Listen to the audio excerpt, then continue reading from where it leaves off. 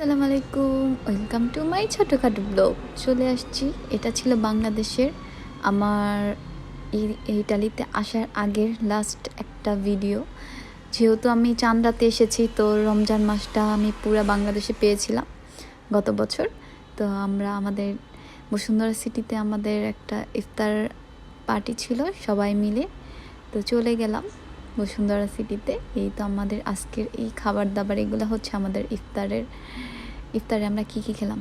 এরপর হচ্ছে যেহেতু ইফতার করেছি, আর আমরা তো চা ছাড়া কেউ চলতেই পারি না, আর চা খুবই পছন্দের আমাদের, তার জন্য চলে আসলাম চা নিতে। আর এই সাইডটায় ওরা আলাদা করে চাও বিক্রি করে, নর্মালি বসুন্ধরায় চা বিক্রি করে না।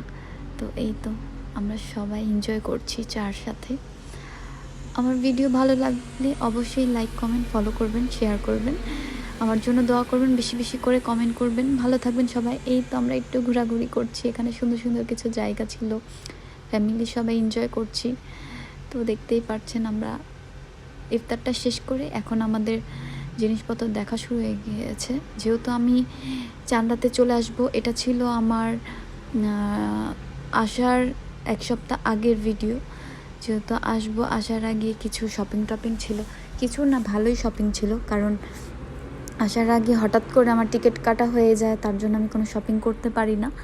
তো আমি শ্বশুরবাড়ি থেকে ঢাকায় এসেই হচ্ছে শপিং শুরু করে দিই বোনদের সাথে। তো আজকে খুব সুন্দর শাড়ি দেখেছিলাম, পছন্দ হয়েছে। শাড়ি আমি অনেকগুলো কিনেছি, কিন্তু আমি কিছুটা আনতে পারিনি, কারণ আমার বুকিং খুবই কম ছিল, তাই যতটুকু পেরেছি নিয়ে আসছি। খুব সুন্দর সুন্দর জিনিস দেখতেছিলাম, আর ভাবলাম যে যাওয়ার আগে একটা ছোটোখাটো ব্লগ করেই নিই। সুন্দর সুন্দর ড্রেস দেখলাম, আর সেলরের পাঞ্জাবিগুলো খুবই ভালো লাগে আমার। আর নর্মালি ওর জন্য আসার সময় সেলর থেকে অনেকগুলো পাঞ্জাবি নিয়ে আসা হয়েছে। তো এখানে যেহেতু ঈদ ছিল, শুধু আমার শপিং না, ফ্যামিলির সবাই শপিং করেছি। ভাইয়ারাও দেখতেছিল পাঞ্জাবি স্টাইল দিচ্ছিল, আবার আমরা একটু দেখাশোনা করি, আবার একটু বসে যাই, তারপরে স্টাইলিশ হতে চলে আসলাম। এখানেও কয়েকটা ড্রেস দেখেছিলাম অনেক সুন্দর।